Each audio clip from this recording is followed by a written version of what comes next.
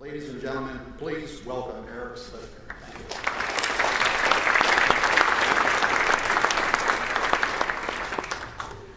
Adam, thank you. Thank you very much for that introduction. You know, we first met back during Superstorm Sandy, and the EIA was working, feverishly to make sure that the system worked as smooth as it possibly could, given the damage that had happened from the storm. And the agency really did a great job in making sure that all communications at all levels of government had been opened up to make sure that, in fact, product flowed as quick as possible. I know to the consumers it didn't feel that way, but in great part, that's due to Adam and the history that he's had in the energy business and the markets that he's seen over the decades. So, it was great working with you during that time, and I appreciate everything that you've done for the industry and for the government. So, I thought today I would talk a little bit about the transformation of the energy business in the U.S., in Canada, and hopefully maybe I'll mention Mexico a little bit too. I think there's great opportunity here for us to grab this increase in oil exploration and production and how energy flows, get that to market, make the business truly efficient, and really great for the economy, putting people back to work, and great for the country as well. So let me go into a little bit of history. 7 years ago, the United States was headed into a severe recession. We'd become accustomed to our role as a major importer of energy, as well as a myriad of other fundamental products. The U.S. dollar was getting pounded, and the price of crude was skyrocketing. Crude production in the United States was settling in on always new long-term lows, and we found ourselves dependent on, at times, volatile energy streams from other countries. Meanwhile, we faced declining domestic demand from a conservationist movement that was gaining traction and demanding higher levels of energy efficiency. Increasing oil prices meant increasing production costs for firms, which forced them to either raise the price of their products or phase out lines of production that could no longer be made profitably. Ultimately, decreased purchasing power forced consumers to tighten their belts. All of these pressures, however, drove ingenuity and incentivized creation. With the domestic economy under so much stress, investors and entrepreneurs began investigating alternative methods of accessing energy, and the rising prices in our sector sparked a revolution in technology and innovation. While gas production was strong and met climate change requirements, the liquid side of energy continued to suffer. However, we were able to utilize lessons we learned in fracking tight gas to access tight oil plays. In 2007, the U.S. Geological Survey report estimated the total amount of recoverable oil in the Bakken, with the then current level of technology, to be 3 to 4.3 billion barrels. However, hydraulic fracturing and other well optimization methods led to a dramatic spike in recoverable reserves. By 2013, the USGS's estimate had risen to 7.4 billion barrels, while other recent estimates indicate up to 18 billion barrels of recoverable reserves may exist in the Bakken Formation alone. The Bakken, Permian, Eagle Ford, and other formations, along with technological advances, have driven an energy renaissance in the United States. This renaissance has underpinned growth in the American economy. As a historical producer and exporter of energy, the U.S. already had in place some of the infrastructure necessary to accommodate America's oil boom. But we had to paste together lessons we learned from the past with lessons we were learning in the present, ever-changing market. Pipelines that had been experiencing declining throughput were suddenly so full that they were insufficient to accommodate the massive amounts of product that was being extracted. Product was stranded in locations that pipelines did not and could not service. So the energy sector had to adapt, and the adaptation global partners especially embraced was moving a product by rail. To do so, we not only had to utilize existing structure and railways, but also build or purchase new infrastructure and rail lines to flexibly move product to essential locations around the country. Eventually, the entire industry embraced the crude by rail movement.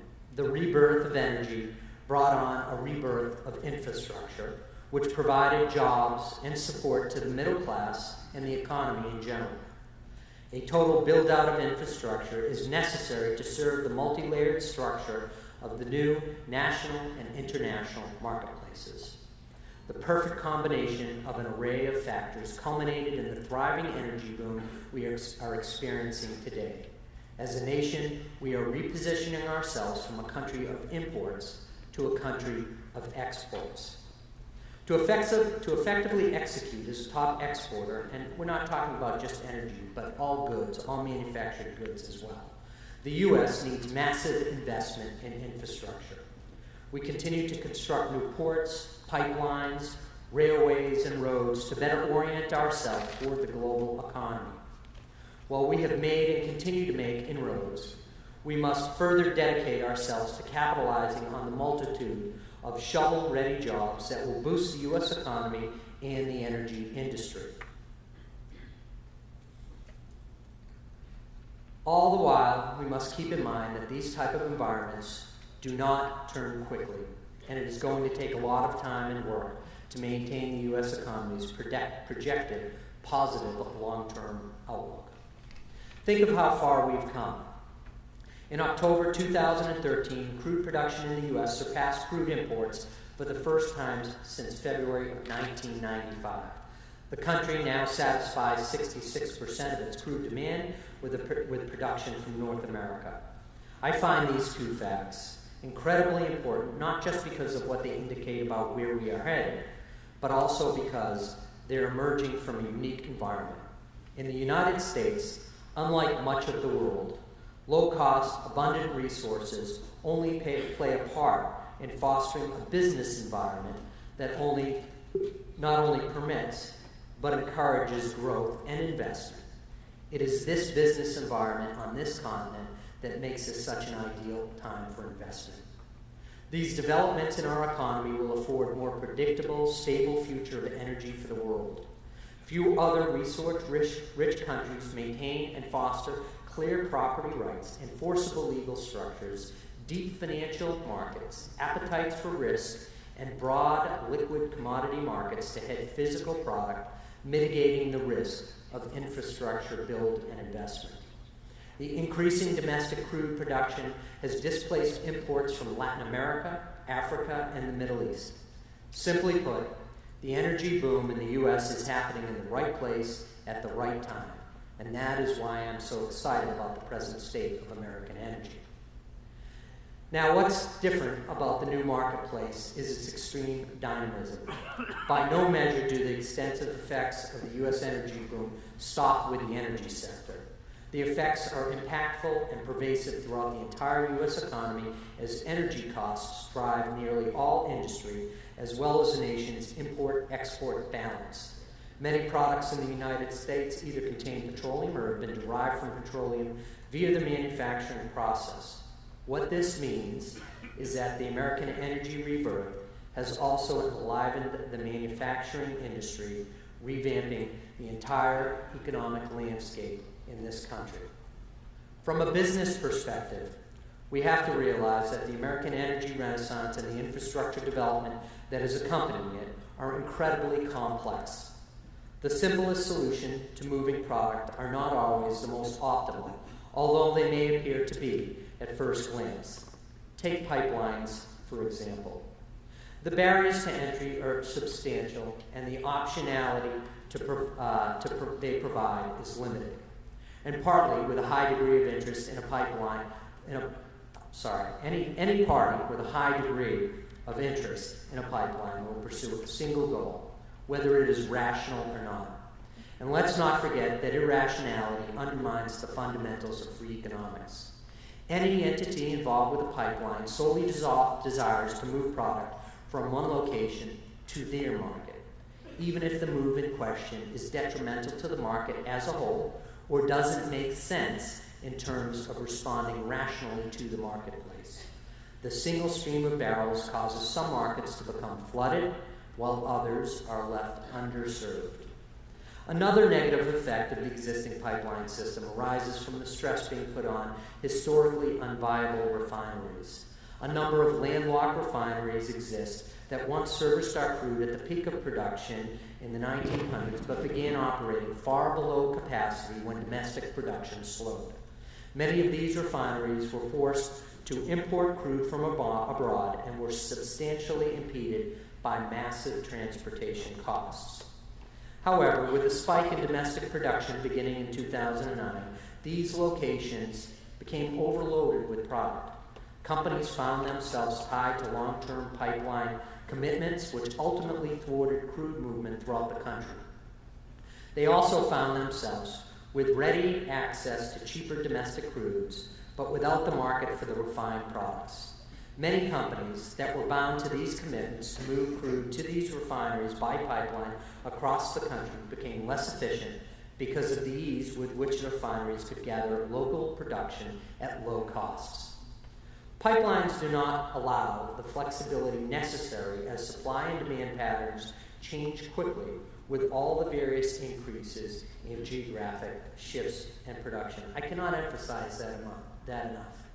If you look back historically over where oil was coming from, how it was transported, and how it moved, it's completely changed. You might as well take a pipeline map and those methods and ways of transport, turn it upside down on its head, because really the way product is now moving is in completely different directions. That is, in fact, going to continue as development occurs and increases.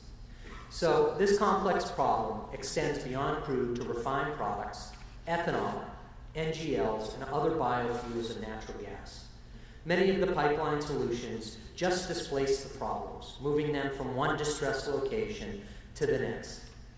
Once the issues with one product, such as crude, sort themselves out, these problems simply migrate to another product. It's our challenge, then, to approach these problems with a broader mindset, as these individual markets inevitably converge upon one another. Blend stocks, byproducts, primary petroleum products are all interconnected, and the price and quantities in existence at different locations are all interdependent. Condensates are blended into heavy crudes from Canada. Butane is blended into gasoline. The ethanol must be viewed as an octane instead of as a renewable. NGLs are also utilized in conjunction with gasoline. The products are constantly being switched, substituted, and conserved in different quantities, which affects the finished products that leaves terminals. To meet these challenges, Global has cast its net broadly. We own assets that deal with a number of products in the Northeast, the Gulf Coast, and the Pacific Northwest. As one of the largest throughputters of crude, among other products, by rail from the Bakken to the East and West Coast, we move almost 500,000 barrels of energy products per day.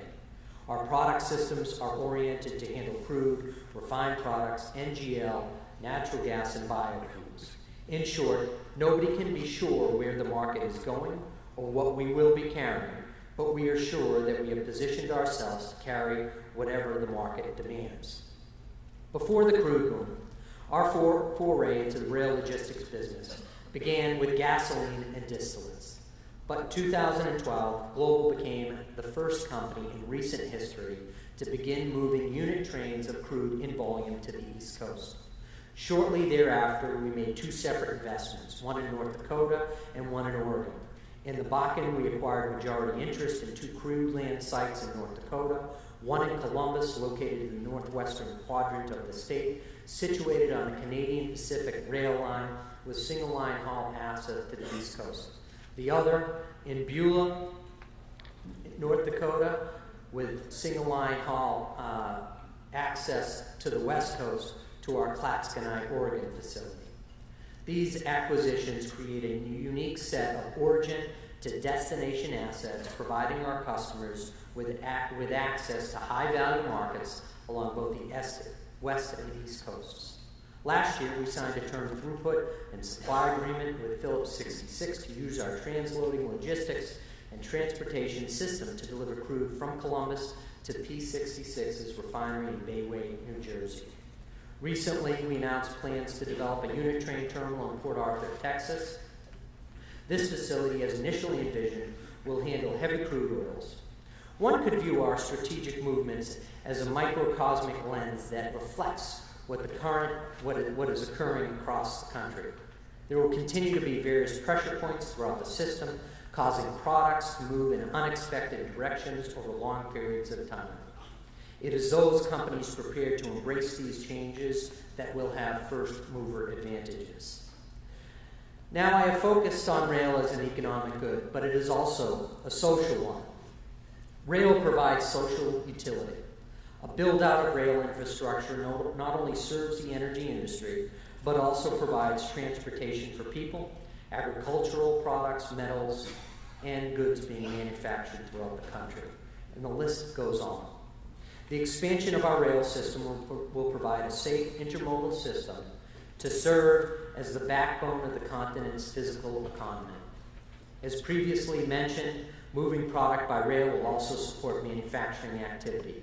While large diameter pipes are still essential to serving those major markets around the country, railways will provide the foundation necessary to access a multitude of markets from a multitude of locations with a multitude of products. Rails offer flexibility, optionality, rapid transit, market penetration, all the while requiring lower levels of capital. According to the EIA, from 2007 to 2012, total U.S. private sector employment increased by more than 1 million jobs, or by about 1%. Over the same period, the oil and natural gas industry grew by more than 162,000 jobs, or an increase of 40%. What's more, a significant amount of the necessary infrastructure is already in place and primarily requires improvements and updates. There's only 57,000 miles of crude pipeline that exist in the U.S. compared with 140,000 miles of road lines.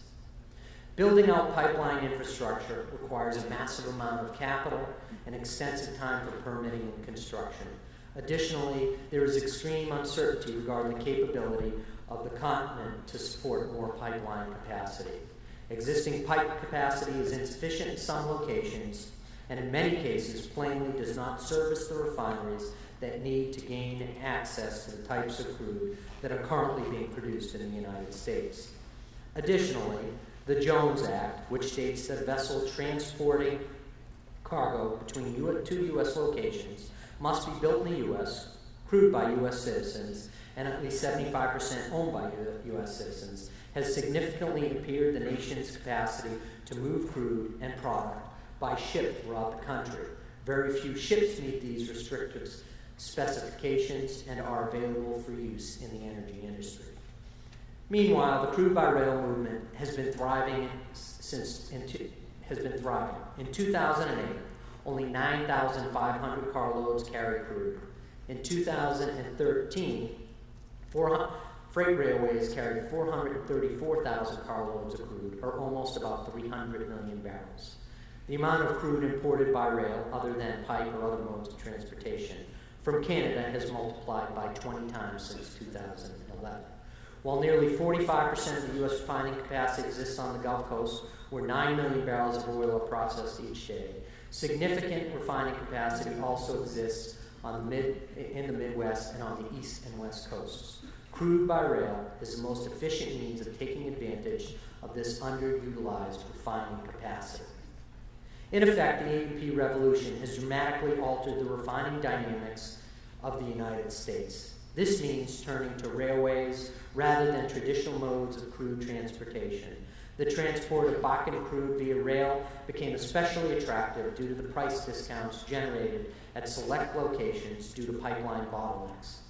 In Pennsylvania, for example, a number of refineries regard crude by rail as a critical, low-cost, competitive source of supply.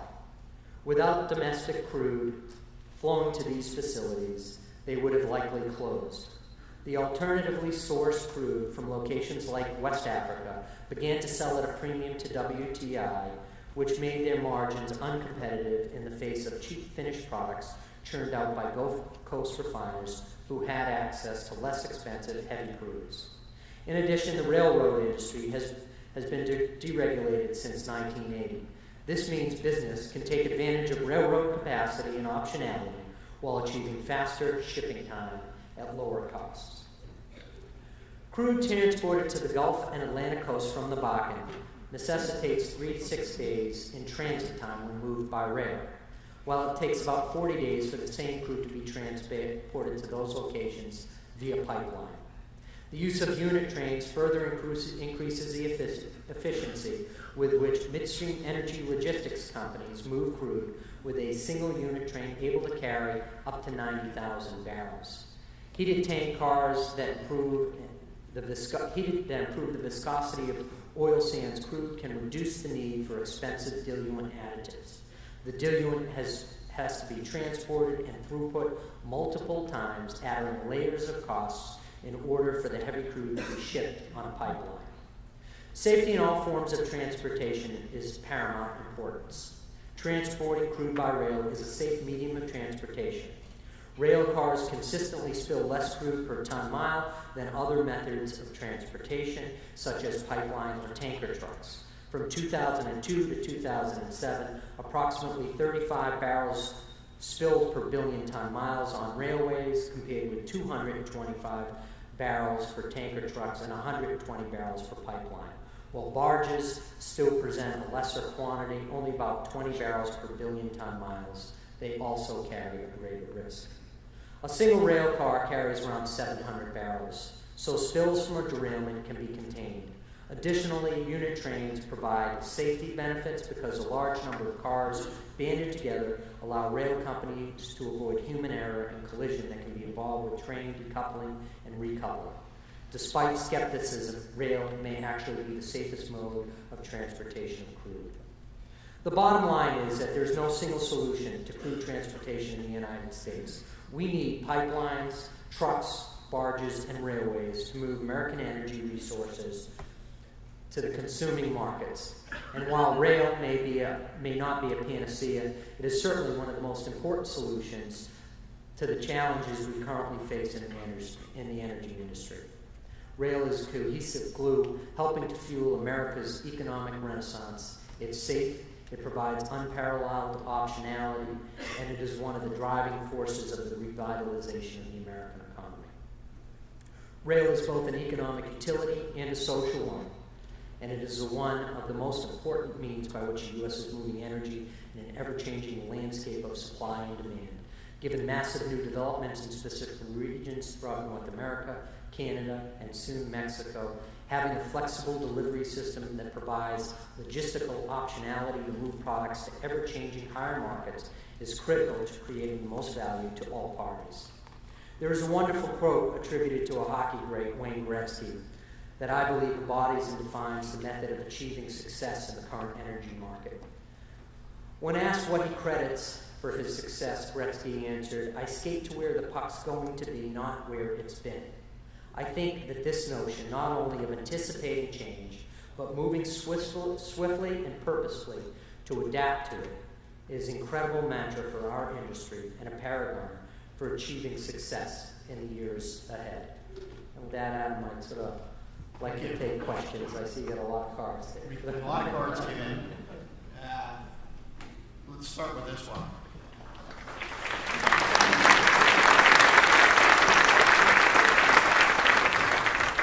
Thanks very much, Eric. Is the rail option a permanent solution, or is it really just a temporary one until pipelines adjust to the new realities of the market? Yeah, I think particularly as a refiner and a consumer of crude, you're making an enormous bet to sign a 10 or 15-year pipeline contract. Think about it this way. What you're saying is I know how the U.S. energy sector is going to develop. I know where the crude's going to develop. I know where I'm going to be able to source the cheapest barrels, and I know what's going to be the highest value market for those barrels. I mean, that's an enormous commitment. And I think actually rail as a method of transport provides optionality and can be just as effective, if not more effective, than pipelines. So if I were an owner of a refinery, I would want to make sure that as a buyer or consumer of raw material, that I have the utmost flexibility to purchase that product from the cheapest sources throughout the country. Rail actually provides that opportunity, pipelines don't. A lot of the safety statistics may have changed over the course of the last few years with the increase in accidents. Do you envision a way to reassure the public that rail transportation can be done in a secure manner? I believe that essentially government's working very hard right now to come up with new standards and new rail car standards. I also think the railways are looking at how they move crude and how they move it safely. I believe that this is big enough that all the parties involved are going to want to make sure that products, crude, NGLs, other liquids can be moved safely throughout the system. That may take an investment, but I think all parties are prepared to make that investment to make sure that it can be moved safely and efficiently throughout the country. There's just way too many interested parties here for a deal not to come together. This is kind of a follow-up to that, Eric. How do you think that the rules that DOT, Department of Transportation, is considering on Bakken crude shipments, what kind of impact will that have on the financial situation involving rail costs? Yeah, with that will come increased costs. That being said, it is our belief that those costs, albeit are going to really go throughout the industry, are still going to make rail a competitive way to move product throughout the country. So essentially, Canada's come up with these regulations on 1232 rail cars. We think that's a good step forward. But like I said, I think everybody has enough interest here to make sure that crude is moved safely throughout the country. Given Global's experience in midstream logistics, do you have any thoughts on what infrastructure projects the U.S. Might want to consider to implement? Yeah, so as the U.S. economy grows from one of import, it's kind of an interesting story. So as Adam mentioned, this was a family business, and originally we purchased a whole bunch of terminals that were all based on the coasts in the Northeast, and we were importing all of our products from all over the world. Not a lot of it was being sourced from the U.S. because we weren't connected to the pipeline network. So we were taking barrels out of South America, putting them on ships, and delivering them into our terminal network. That was really during the 80s and 90s and early 2000s, right? So when I talk about import, even on the energy side of the business, we were importing our energy needs. So what we now see happening is essentially any major export facility growth, infrastructure investment, whether it's ports, whether it's rail, whether it's pipeline, those are the type of infrastructure investments that we all collectively need to make as we try to go from this import nation to this export nation. You mentioned your Port Arthur, Texas facility that will handle heavy crude. Are there rail options being considered by operators in the Eagle Ford to move that crude around? Sure. I mean, there's both rail as well as pipeline connections. It is our view, though, that really this is about heavy crude primarily. Most of the refining capacity down on the Gulf Coast is heavy, so it's our view we'll take these heavy crudes, transport them on heated rail cars. We feel that is a more efficient way to transport crude from Canada to the U.S. than pipeline. We think it's a cheaper solution because you don't have to add the diluent. That diluent that is required to go into the heavy crude, to blend it, to make sure that it can move through a pipeline is very, very costly. It's very expensive, and we can just take pure heavy crude oil, put it on a heated rail car and deliver it to that market directly. All that just makes it a more efficient move for us. This kind of broadens out the rail issue a little bit. There is increasing competition between oil, corn, and coal for movement on the American railroad system. Do we have enough track capacity and cars to handle moving these three huge products that move by rail: oil, corn, and coal? Yeah, my view of this is, and this has happened, really throughout the energy business. So if you think about the energy business back in the 90s and early 2000s, in the U.S., infrastructure in particular was flat because you had declining growth. The rail business, was a very flat, low growth kind of a business as well. So now you have energy booming, and the railways are growing because they have to move all of these products throughout the country. So there's pressure being put on all these parts of the industry to grow.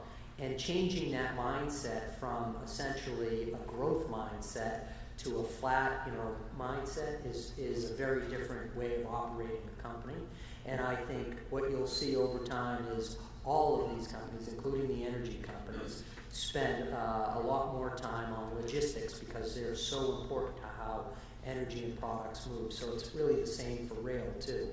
I mean, these are investments that everyone needs to think about. We're now in major growth markets, and how do I want to invest, and where do I want to be in the future, not today.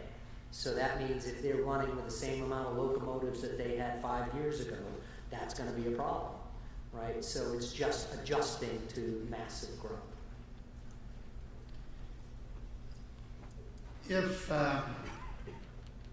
If we assume that both pipeline and rail transportation costs are likely to go up, are producers in the U.S. and Canada going to be getting sufficient pricing to maintain the production growth that we've seen over the past few years? Adam, that's a question for you. What's your price forecast? We have, so the way we handle that, we have a reference case, and then we have this really wide,